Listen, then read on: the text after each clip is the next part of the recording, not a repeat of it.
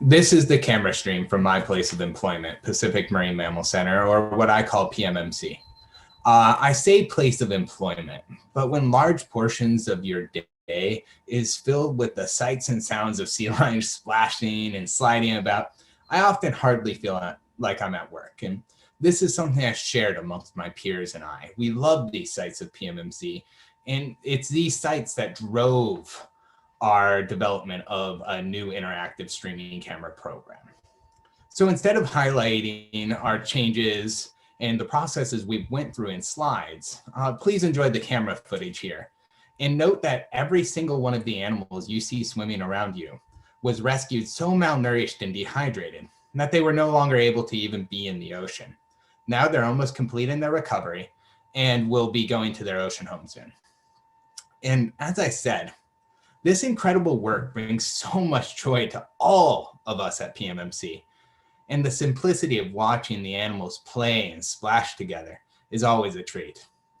In fact, over email, I spoke with a public school teacher in Bullhead, Arizona, who streams these cameras for his students during their study times. And further, PMMC, we host hundreds of digital education programs annually. Programs like Healing Seals, which share the stories of our patients' rehabilitation with children currently undergoing treatment in hospitals across the nation. When I began speaking to our education team about sharing these cameras, they first mentioned the lag and the low quality. And as you can see, it can be laggy and the patients can be hard to see. Further, many of the children on these programs want to see the animals' faces closer. They want to see the whiskers and the nose and the ears. And there's also some differences between seals and sea lions that educators like to highlight during these programs. And as you can tell by looking at our cameras, you can't see if these patients have ear flaps or not. So while it is easier for me to share the cameras like I am now, I started sharing them. And educators switching to and then sharing these cameras would have involved endless scrolling through a website, really. Also, during my interview, I gained a lot of insights into our current research, the current research we are conducting and how it's being shared. Right now, it takes researchers hours to record and share videos of their research, which is mainly patients interacting with objects in the pool. The researchers are also setting up cameras inside of the pool on an as needed basis, as the video cameras you currently see here are not high enough quality to deliver actual research grade videos. And then finally, as I've said multiple times, we love sharing our mission with the community.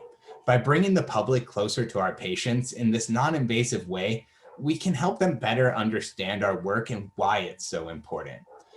Cameras like these can help people understand why preservation and conservation topics are needed in society.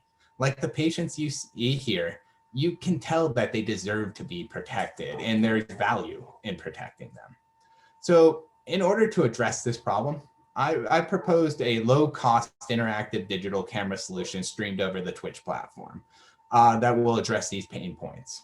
This solution will allow users to interact with our camera. They'll be able turning it to see the patients and providing a much needed increase in resolution and streaming quality. Further, this will address the broadest and most mentioned pain point of all stakeholders, lack of features.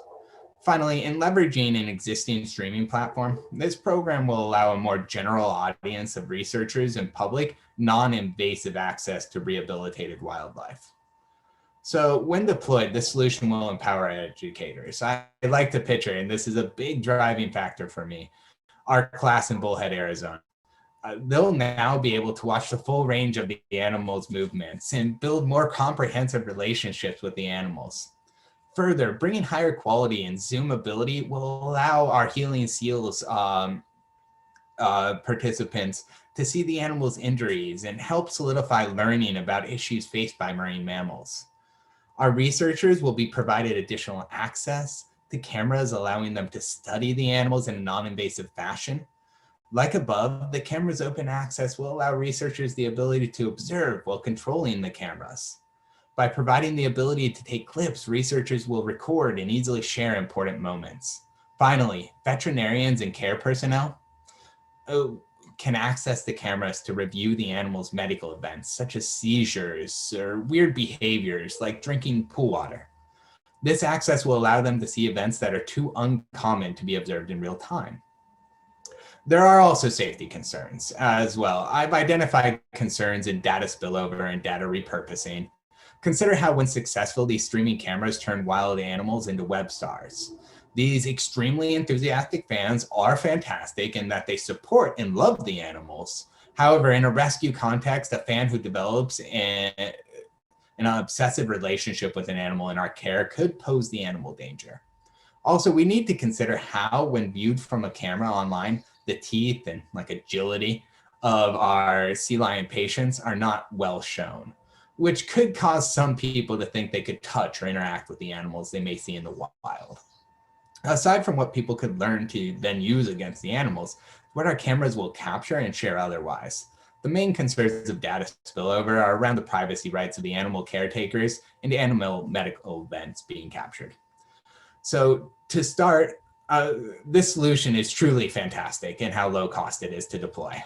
At just over $500, the cameras are readily affordable. Plus, existing organizational infrastructure will allow the cameras to be added at no cost.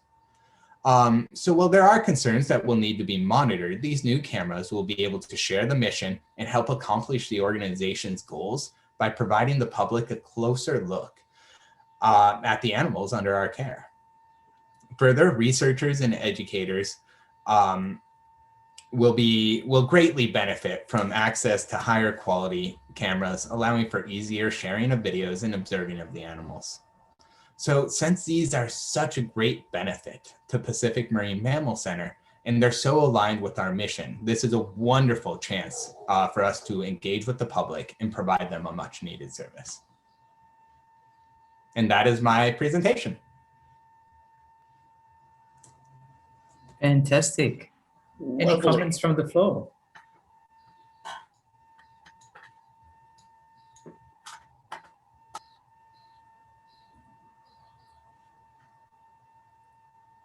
Well, I will answer one question that's probably burning on everyone's mind. There are 5 California sea lions in this pool, is what you've been watching swim around. They were all rescued extremely underweight. I believe every patient in this pool came in under 25 pounds when they were rescued, which is extremely underweight. When we rescue them, their weight in the wild, had they not been impacted, would have been right about 70. So they were very underweight. Right now, they all weigh over 70 something, probably averaging right about 76 pounds.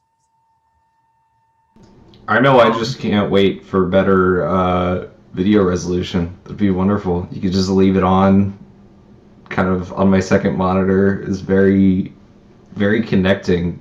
I think that's what. I think that a lot of people could use that connection.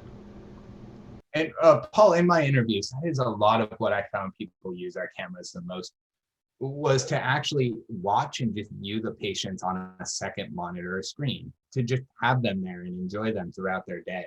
And I found a lot of peace in providing that to them as well.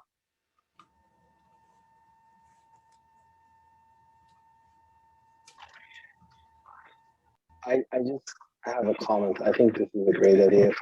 If you look at some of the responses that came after the American Eagle Foundation, placed cameras where eagles tried to give birth during the whole time. People were really engaged.